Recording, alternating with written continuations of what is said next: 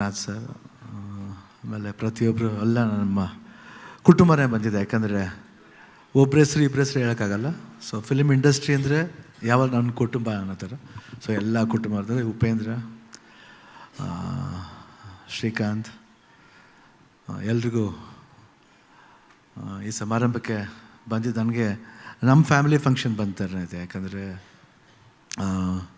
ಶ್ರೀಕಾಂತ್ ಆಗಲಿ ಇಲ್ಲ ವೇಲು ಅವರಾಗಲಿ ಇಲ್ಲ ಮನೋಹರಾಗಲಿ, ವಿರ್ ಆಲ್ ಒನ್ ಫ್ಯಾಮಿಲಿ. ನಮ್ಮ ಫ್ಯಾಮಿಲಿ ಫಿಲಮ್ ಅದು ಉಪೇಂದ್ರ ಮಾಡಿದಂದರೆ ಇನ್ನೂ ಒಂದು ವಿಶೇಷತೆ. ಯಾಕಂದರೆ ನಾನು ಆಗಲೇ ಹೇಳಿದೆ, ಉಪೇಂದ್ರ ಓಮ್ ಮಾಡಬೇಕಾದ್ರೆ ಏನು ಗುರುಬೇಕು, ಯಾಕೆ ಹಿಂಗೆಲ್ಲ ಮಾತಾಡ್ತೀರ ಪ್ರೆಸ್ಲಿ. ನಾನು ಹೇಳಿದೆ ಎಲ್ಲರೂ ಮಣಿರತ್ನಂ ಅವರು ಈ ಬೇರೆ ದೊಡ್ಡ ದೊಡ್ಡ ಡೈರೆಕ್ಟ್ರ್ ಇದ್ದಾರೆ ಅಂತ. ನಮ್ಮಲ್ಲೂ ಇದ್ದಾರೆ ರೀ, ಅದಕ್ಕಿಂತ ಚೆನ್ನಾಗಿ ಮಾಡ್ತಾರೆ ರೀ, ಪಾಪ ಆ ಒಂದು ತಾಕತ್ತಿದೆ. ಅವಾಗ ಹೇಳಿದೆ ಯಾಕೆ ಹಿಂಗೆ ಹೇಳ್ಬಿಟ್ರಿ. ಇಲ್ಲ ನಂಗೆ ಗೊತ್ತಿತ್ತು, ನೋಡಿ ಖಂಡಿತ ನೋಡಿ ಈ ಪಿಕ್ಚರ್ ಏನೋ ಒಂದು ಓಮ್ ಮಾಡುತ್ತೆ ಅಂತ ಅವಾಗ ಹೇಳಿದೆ. ನಂಗೆ ಗೊತ್ತಿತ್ತು ಅವರು ವರ್ಕ್ ಮಾಡೋಷ್ಟು ಹೇಳ್ಬೋದು. ಯಾಕಂದರೆ ಓಮ್ ಅಂತ ಓಮ್ಗಿಂತ ಮುಂದೆ ವಿಶ್ ಅಂತ ಒಂದು ಪಿಕ್ಚರ್ ಮಾಡಿದ್ದಾರೆ. ಅದು ಸಾಧಾರಣವಾದ ಸಿನಿಮಾ ಅಲ್ಲ. ಅವ್ರು ಮಾಡಿದ ತರಲೆ ನನ್ನ ಮಗ ಇರ್ಬೋದು ಯಾವುದು, ಬಿಕಾಸ್ ಓಮ್ ದೊಡ್ಡದಾಯಿತು ಅನ್ನೋದಕ್ಕೆ ನಾವು ಮಾತಾಡ್ತೀವಿ ಅಷ್ಟೇ. ಬಟ್ ತರಲೆ ನನ್ನ ಮಗನೂ ತುಂಬ ಚೆನ್ನಾಗಿತ್ತು.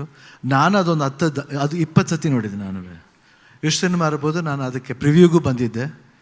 ನಂಗೆ ತುಂಬ ಚೆನ್ನಾಗಿ ಜ್ಞಾಪಕ ಇದೆ. ಆ ಟೈಟ್ಲೇ ತುಂಬ ಇಷ್ಟ ಆಯಿತು. ಎಷ್ಟು ಚೆನ್ನಾಗಿ ಮಾಡಿದ್ರು ಅಂದರೆ ಒಂದು ಭಯನ ಅನ್ನೋ ಥರ ಒಂದು ಇದರಲ್ಲಿ ಎಷ್ಟು ಸೆನ್ಸಿಬಲ್ ಆಗಿ ಅವ್ರು ಟೈಟಲ್ಸ್ ಇಡೋದಾಗಲಿ ಎಲ್ಲದರಲ್ಲೂ ಒಂದು ಅರ್ಥ ಇರುತ್ತೆ. ಆ್ಯಂಡ್ ಓಮ್ ಬಂದಾಗಂತೂ I started loving him. The work style ಇರ್ಬೋದು, ಊಟ ಮಾಡ್ಬೇಕಾದ್ರೆ ನೋಡ್ಬೇಕು ಎಲ್ಲದನ್ನೂ ಒಂದೇ ಸತಿ ಕಲ್ಸ್ಕೊಂಡು ಟೈಮ್ ವೇಸ್ಟ್ ಮಾಡೋದು ಬೇಡ. ಮಾಡಿ ಅನ್ನ ಸಾರು ಮೊಸರು ಎಲ್ಲನೂ ಕಲ್ಸ್ಕೊಂಡು ಒಂದು ಫುಲ್ ನೋಡ್ಬಿಟ್ಟು ಯಾಕೆ ಹಿಂಗೆ ಊಟ ಮಾಡ್ತಾರೆ ಇವರು ಅಂತ. ನಾನಂತೂ ಬಿಡಿ ಊಟನೇ ಮಾಡ್ತಿರ್ಲಿಲ್ಲ. ಯಾಕಂದರೆ ಅಷ್ಟು ಬ್ಯುಸಿಯಾಗಿದ್ದೆ. 3 ಸಿನಿಮಾ ಮಾಡ್ತಿದ್ದೆ ಆವಾಗ. ಬೆಳಗ್ಗೆ ಓಮ್ 7 ಗಂಟೆಯಿಂದ 12 ಗಂಟೆವರೆಗೂ ಓಮು, 1 to 5ವರೆಗೂ ಗಡಿಬಿಡಿ ಎಳೆಯ, ರಾತ್ರಿ 7 ಗಂಟೆಯಿಂದ ಬೆಳಗ್ಗೆ 3 ಗಂಟೆವರೆಗೂ ಸಮರ ಮಾಡ್ತಾಯಿದ್ದೆ. ಸೊ ಒಂದು 1 ಮಂತ್ ಕಂಟಿನ್ಯೂಸ್ ಆಗಿ ಆ ಶೆಡ್ಯೂಲ್ ಹೆಂಗಿತ್ತು ಅಂದರೆ ನಾ ಎಷ್ಟೊತ್ತು ಮಲಗಿದ್ದೀನಿ, ಎಷ್ಟು ಅವರ್ಸ್ ಮಲಗಿದ್ದೀನಿ ಅಂತ ಗೊತ್ತೇ ಇಲ್ಲ ಒಂದು ತಿಂಗಳಲ್ಲಿ. ಬಟ್ ಓಮ್ ಬಂದಾಗಲೆಲ್ಲ ನನ್ನ ಕೂದಲು ಯಾರು ಮುಟ್ಟಿದ್ರೂ ಕೋಪ ಬರುತ್ತೆ. ಬಟ್ ಉಪೇಂದ್ರ ಒಬ್ಬರೇ ಬಂದು ಕೆದ್ರು ಬಿಡೋರು. ನೀಟಾಗಿ ಭಾಷ್ಕೊಂಬರ್ತಾಯಿದ್ದೆ, ಕಣ್ಣು ಬಂದು ಹಿಂಗೆ ಕೆದ್ರು ಬಿಡೋ ಹಿಂಗೆ. ಸೊ ಅವತ್ತಿಂದ ಅವ್ರಿಗೆ ಆ ವರ್ಕಲ್ಲಿ ಇಂಟ್ರೆಸ್ಟ್ ಇರ್ಬೋದು, ಆಮೇಲೆ ಅವ್ರ ಮೇಕಿಂಗ್ ಸ್ಟೈಲ್ ಇರ್ಬೋದು, ಪ್ರತಿಯೊಂದು ತಾನೇ ನಮ್ಗೆ ಗೊತ್ತಿಲ್ಲದೇ ಆ ಮೂಡಿಗೆ ಬಂದುಬಿಡ್ತಿದ್ದೆ ನಾವು. ಅಷ್ಟು ಚೆನ್ನಾಗಿ ಒಂದು ಸ್ಕ್ರೀನ್ ಪ್ಲೇ ಸ್ಟೈಲ್ ಇರ್ಬೋದು, ತೆಗಿಯೋ ರೀತಿ ಇರ್ಬೋದು. ಅಂಡ್ ಮಾಡ್ಬೇಕಾದ್ರೆ ನಾವು ಮಾಡ್ಬೋದು, ಇದು ರಿಸ್ಕ್ ಇಲ್ಲ ಅನ್ನೋ ಥರ ನಾನು ಆ ಟೈಮ್ಲಿ ಮಾಡ್ತಾಯಿದ್ದೆ ಉಪೇಂದ್ರ ಜೊತೆಲಿ. ಸೊ ಉಪೇಂದ್ರ ಬಗ್ಗೆ ಅದು ಹೇಳೋದೇ ಬೇಕಾಗಿಲ್ಲ. ಸೊ ಉಪೇಂದ್ರ ಒಂದು ಒಳ್ಳೆ ಡೈರೆಕ್ಟ್ರ್ ಅಂತ ಅವಾಗಿಂದನೇ ಗೊತ್ತು ಉಪೇಂದ್ರ ಒಳ್ಳೆ ಡೈರೆಕ್ಟ್ರ್ ಅಂತ.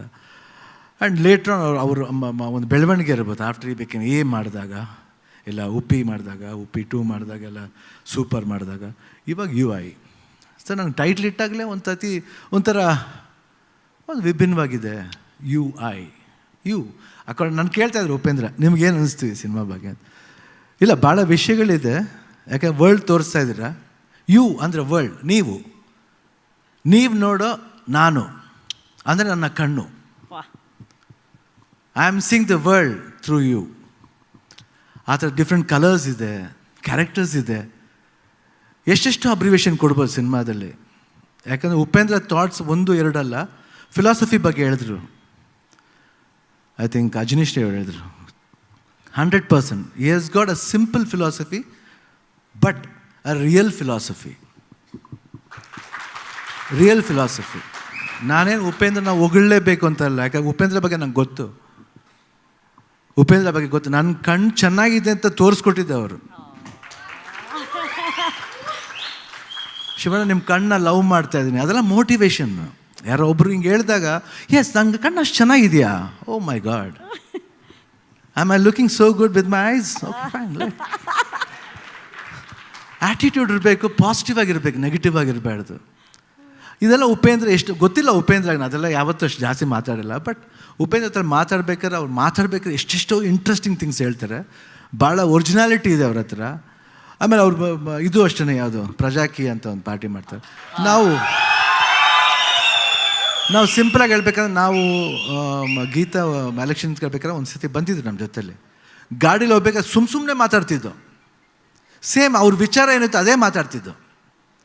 ಹೆಂಗೆ ಎಜುಕೇಟ್ ಆಗಬೇಕು, ಯಾತಕ್ಕೆ ಎಜುಕೇಟ್ ಆಗಬೇಕು, ನಾವೆಷ್ಟು ಏನು ಮಾಡ್ತಾ ಇದ್ದೀವಿ, 5 ವರ್ಷಕ್ಕೋಸ್ಕರ ತುಂಬ ಈಸಿಯಾಗಿ ಮಾರ್ಕೋತಾ ಇದ್ದೀವಿ. ಆ ಮಾರ್ಕೊಳ್ಳೋದು ಬೇಡ ಅಂತ ಅದನ್ನು ಯಾವತ್ತೂ ನಾವು ಉಪೇಂದ್ರ ಮಾತಾಡ್ತಿದ್ದು. ಲಾಟ್ ಆಫ್ ಥಾಟ್ಸ್ ಇದೆ. ಜನ ಸ್ವಲ್ಪ ಅರ್ಥ ಮಾಡ್ಕೊಂಬಿಟ್ರೆ next world will become very super. They should understand ಅಷ್ಟೇ. ಬಟ್ ಅಫ್ಕೋರ್ಸ್ ಇಲ್ಲಿ ಬಂದು ಪಾಲಿಟಿಕ್ಸ್ ಮಾತಾಡಕ್ಕೆ ಬಂದಿಲ್ಲ. Please please please please please cinema ಬಗ್ಗೆ, ಯಾಕಂದರೆ ಅವ್ರ ಐಡಿಯಾಲಜಿ ಬಗ್ಗೆ ಹೇಳಿದೆ. ಯಾಕಂದರೆ ಇದನ್ನೆಲ್ಲ ಸಿನಿಮಾಲಿ ನೋಡ್ಬೋದು, ನೀವು UI ನೋಡ್ಬೋದು ಅಲ್ವಾ ಉಪಿ? ಸೊ ಅಜನೀಶ್, ನಿಮ್ಮ ವರ್ಕ್ ಸೂಪರ್ ಆಗಿದೆ. ಕ್ಯಾಮ್ರಾ ವರ್ಕ್ ಇರ್ಬೋದು, art department wonderful. And of course Manohar ಅವರೇ, ನೀವು ಧೈರ್ಯ ಮಾಡಿ ನಂಬಿ ಮಾಡಿದ್ದಕ್ಕೆ 100% ಅಲ್ಲು ಅರವಿಂದ ಹೇಳ್ಬಿಟ್ರು ತೆಲುಗುಲ್ಲಿ ಮಾಡೋಣ, ಜೋರಾಗಿ ಮಾಡೋ ರಿಲೀಸ್.